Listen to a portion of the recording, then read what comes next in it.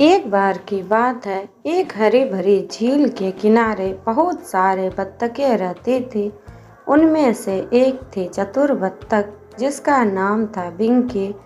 बिंकी ना सिर्फ तेज तैराक थी बल्कि बहुत समझदार भी। एक दिन पास के जंगल से एक भूखी लोमड़ी झील के किनारे आई।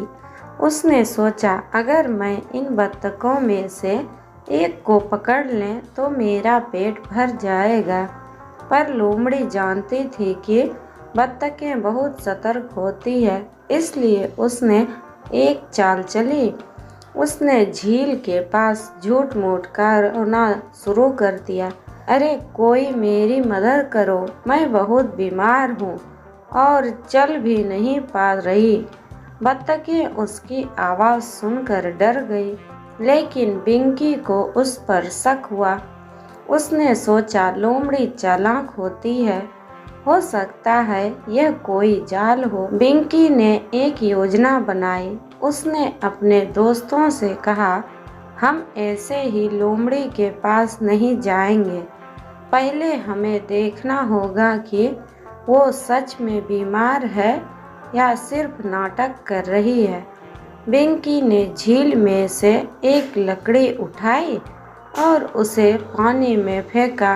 लकड़ी छपाक की आवाज़ के साथ पानी में गिरी।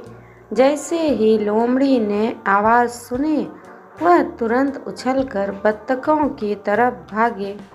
अब सब बत्तखों को समझ में आ गया था कि लोमड़ी झूठ बोल रहे थे।